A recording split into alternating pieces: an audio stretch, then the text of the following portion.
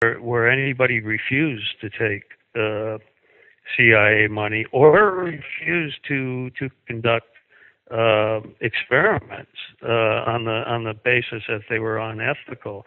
One of the most ironic names is, and it's mostly people engaged in bioethics or medical ethics that would recognize the name. There was a doctor whose name is Dr. Henry K. Beecher, Beecher, who is very well known in medical circles for establishing a code of ethics concerning using human subjects in experimentation, saying that there should be high standards and that people should conduct themselves with integrity and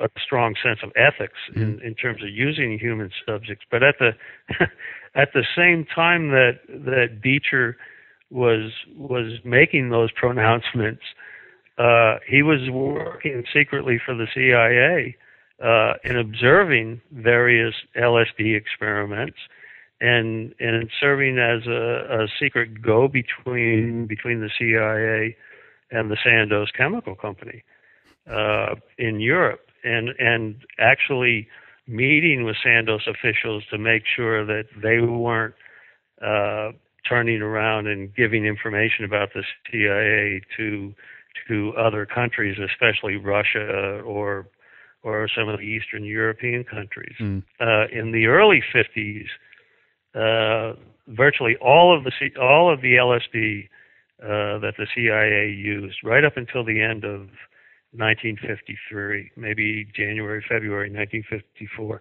virtually absolutely all of that LSD came from the Sandoz Chemical Company because nobody else was manufacturing it. But eventually, the CIA became uneasy with the fact that they only had one supplier. So what they did is they induced the Eli Lilly Drug Company in Indiana, in the state of Indiana in the United States, to secretly replicate the formula for LSD and to begin to secretly manufacture the drug on their own, so that they could supply the CIA with an alternative source of LSD. The interesting thing about one of the more shocking things that I found out about the Sandoz company was in terms of the experiments that were conducted. The experiment that was conducted in Pont-Saint-Esprit, France, in summer 1951. And that experiment being launched by the CIA in tandem with the Special Operations Group at Fort Detrick. What happened almost immediately as a result of that outbreak, what the papers call it, an outbreak of insanity in that small village, the French authorities dispatched or called on the Sandoz Chemical Company to dispatch people to the town of Pont-Saint-Esprit to try to figure out what was going on, to monitor what caused this. No, they wanted to determine why. This is immediately on the heels of the outbreak. They wanted to determine what had happened. No cause had been come up with. No cause had been produced at that time. So the Sandoz dispatched a number of scientists to the town, and within days they came up with the theory, with the solution that it was infected bread. It was ergot poisoning, which is a natural process that does occur in bread, and that, as we all know, was discounted years and years later. But at that time, everybody accepted that, except for the baker who was accused of that. He very strenuously defended himself and said that he didn't use, infected wheat or produce infected bread. But to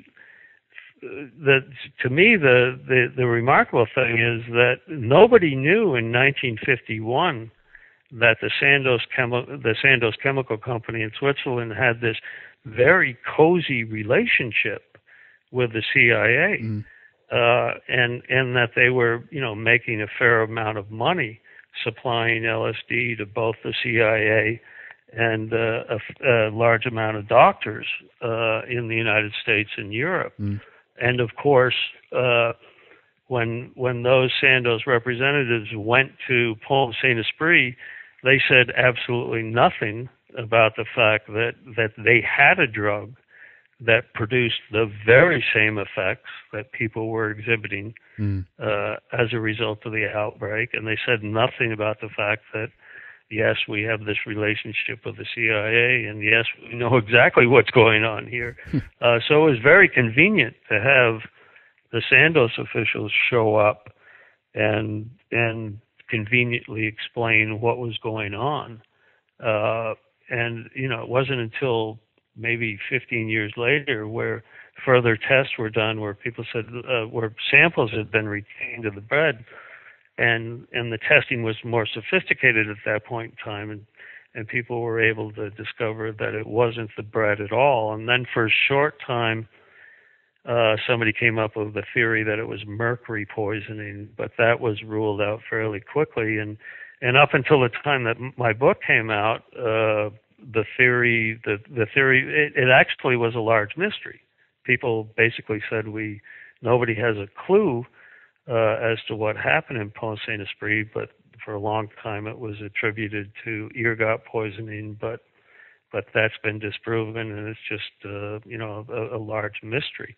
There was even a book published a couple of years ago in France by Dr. Stephen Kaplan. It's a wonderful book. It gives the history of bread, and it's over 1,000 pages long. And it's if you're interested in bread, everything you need to know is in this book. But there's a good chapter in the book that talks about the Pont Saint-Esprit outbreak and concludes with the fact that it's a mystery. Well, it's not a mystery any longer. There are a lot of people that are, or not a lot, but it's interesting.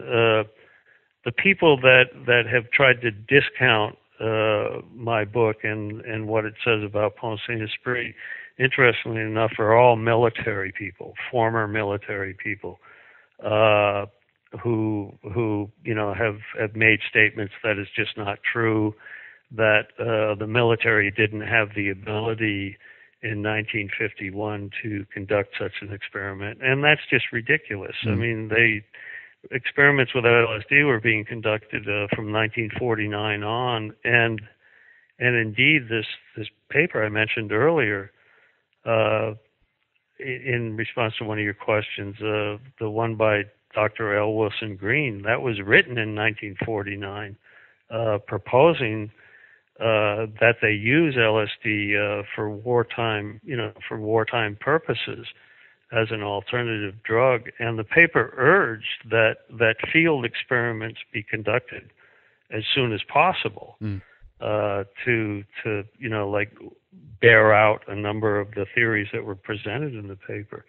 And then we know also from my research, I was able to locate a number of FBI documents, Federal Bureau of Investigation documents, whereby, and this is pretty remarkable too, the FBI was actually secretly watching both the CIA and scientists at Fort Detrick. And I think I quote the document in the book, actually became very alarmed when they heard that the CIA and Fort Detrick were going to conduct experiments with drugs both out of the country and in New York City. And subsequently, through the FBI's attention, they got the experiment in New York City postponed, but that experiment in New York City did go forward the following year, and it actually went forward for a number of years. In 1951, 53, and 56, the CIA actually experimented with a small release of aerosol LSD in the New York subway system.